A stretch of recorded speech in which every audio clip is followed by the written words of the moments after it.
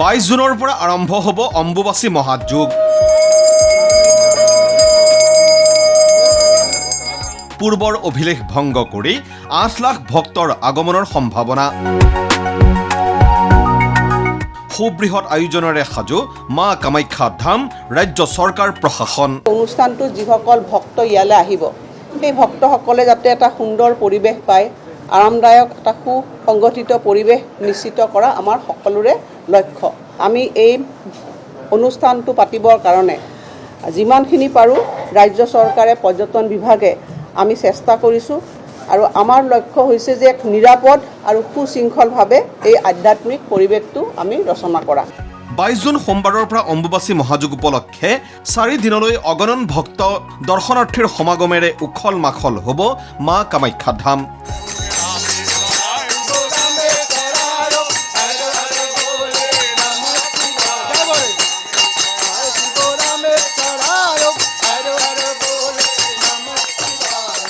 পূৰ্ণ প্ৰস্তুতিৰে লাখ লাখ ভক্ত দৰ্শনাৰ্থীক আদৰিবলৈ সাজু হৈছে মা কামাখ্যা ধাম কৰ্তৃপক্ষ।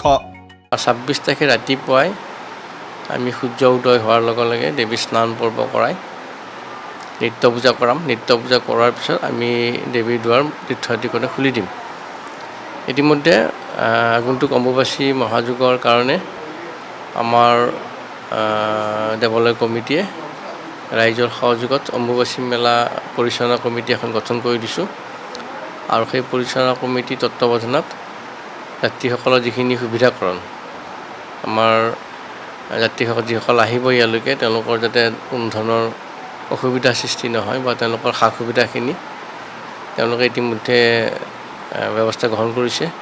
CC কেমেৰাৰ পৰা আদি কৰি ছিকিউৰিটি পাৰ্চন, স্কাউট গাইড, ভলেণ্টাৰ্ছ, তাৰপিছত তেওঁলোকৰ অহা যোৱা ৰাস্তাত খোৱা পানীৰ ব্যৱস্থা, চিকিৎসা, যিখিনি এমিনিটিছ দৰকাৰ সেইখিনি সকলোখিনি তেওঁলোকে প্ৰস্তুতি আৰম্ভ কৰিছে।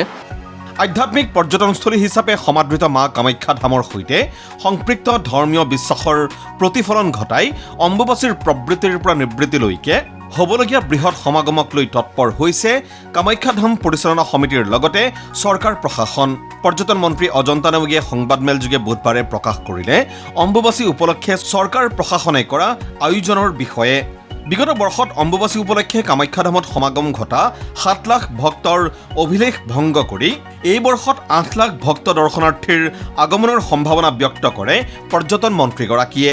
ইতিমধ্যেই কামাখ্যা ধামৰ সমীপত ভক্ত আৰু স্বেচ্ছাসেৱকৰ বাবে নিৰ্মাণ কৰা হৈছে 3টাকৈ শিবিৰ। ব্যৱস্থা কৰা হৈছে চিকিৎসা, খাদ্য আৰু পানী যোগান সেৱাৰো। দৰ্শনাৰ্থীসকলৰ কোনো অসুবিধা নোহোৱাকৈ শৃংখলিতভাৱে এই সময়ছোৱা পাৰ হোৱাৰ উদ্দেশ্যে প্ৰশাসনে বান্ধি দিছে মা কামাখ্যা দৰ্শনৰ বাবে নিৰ্দিষ্ট নিয়মাৱলী আৰু সময়সূচী। প্ৰশাসনৰ ফালৰ পৰা এটা সময় ধাৰ্য কৰি দিছে যে ৰাতিপুৱা 5টাৰ পৰা সন্ধিয়া 6টালৈকেহে ভক্ত ওপৰলৈ উঠিব পাৰিব আৰু 6টা বজাৰ পিছত কোনো ভক্তই তলৰ পৰা কামাখ্যা ফুটহিলৰ পৰা ওপৰলৈ আহিব নোৱাৰে। সকলোকে অনুৰোধ জনোৱা যায় যে কামাখ্যা ফুটহিলছৰ তলতে প্ৰশাসনৰ ফালৰ পৰা আৰু মন্দিৰ কমিটিৰ ফালৰ পৰাও জোতা চেণ্ডেল থোৱাৰ ব্যৱস্থা কৰা হ'ব। গতিকে কোনেও যাতে ওপৰলৈ উঠি নাহে আৰু ভক্তসকল খোজকাঢ়ি আহোঁতে যাতে কোনো ধৰণৰ অসুবিধা নহয়, গৰমত যাতে ভৰি তলুৱা নপৰে, সেইকাৰণে মন্দিৰ কমিটিৰ ফালৰ পৰা আৰু প্ৰশাসনৰ ফালৰ পৰাও কামাখ্যা ফুটহিলছৰ পৰা আৰম্ভ কৰি ইয়ালৈকে মন্দিৰৰ ওচৰলৈকে কাৰ্পেটিঙৰ ব্যৱস্থা কৰা হৈছে। অম্বুবাচীৰ সময়ছোৱাত যান বাহনৰ চলাচল, প্ৰৱেশ আৰু পাৰ্কিঙৰ ক্ষেত্ৰতো যান বাহন আৰক্ষীয়ে প্ৰকাশ কৰিলে বিশেষ নিৰ্দেশনা। আপোনালোকৰ নাৰ্চাৰী পইণ্ট কামাখ্যা ফুটহিলৰ পৰা টুৱাৰ্ডছ মা কামাখ্যালৈকে কোনো ধৰণৰ যান বাহন চলাচল কৰিবলৈ দিয়া নহ'ব। এইখিনি ক্ষেত্ৰত খালী থাকিব, প্ৰযোজ্য থাকিব যিখিনি ইমাৰ্জেঞ্চি ভেহিকেল লাইক এম্বুলেঞ্চে হওক বা পানীৰ গাড়ী হওক, GMCৰ যিখিনি গাৰ্বেজ কেৰিং ভেহিকেলছ আছে সেইখিনিকে অহা যোৱা কৰিব দিয়া হ'ব। আৰু তাৰপিছত ৰাতি 11টা বা 5টা বজালৈকে, ৰাতি 11টাৰ পৰা মৰ্ণিং 5টা বজালৈকে যিখিনি এচেঞ্চিয়েল গুডছৰ গাড়ী থাকিব, কাৰণ বহুত ক্ষেত্ৰত দেখিছে যে ওপৰলৈ বহুতখিনি বস্তু কেৰি কৰিব লাগে, তেতিয়া 11টা বা 5টা বজাৰ ভিতৰতে সেইখিনি সময়ত সেইখিনি গাড়ী চলাচল কৰিবলৈ অনুমতি দিয়া হ'ব। আৰু এটা ৰাস্তা আছে পাণ্ডু পৰ্টৰ পৰা যিটো নতুনকৈ ৰাস্তা আছে, সেই নাহৰবাৰী হয়, সেই ৰাস্তাটোদি যিখিনি ইমাৰ্জেঞ্চি ভেহিকেল আৰু এজ ৱেল এজ আমাৰ যিখিনি ফেৰী কাৰ প্ৰভাইড কৰিছে ডিষ্ট্ৰিক্ট এডমিনিষ্ট্ৰেশ্যনে, সেইখিনি গাড়ীহে সেইফালে আহিবলৈ দিয়া হ'ব।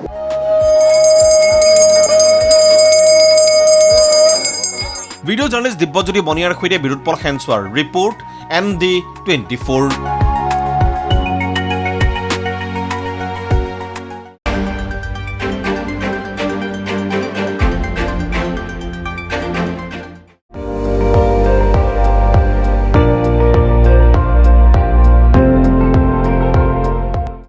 আপুনি চাই আছে MD24, সৰ্বশ্ৰেষ্ঠ নহয় সৰ্বোত্তমৰ দৌৰ।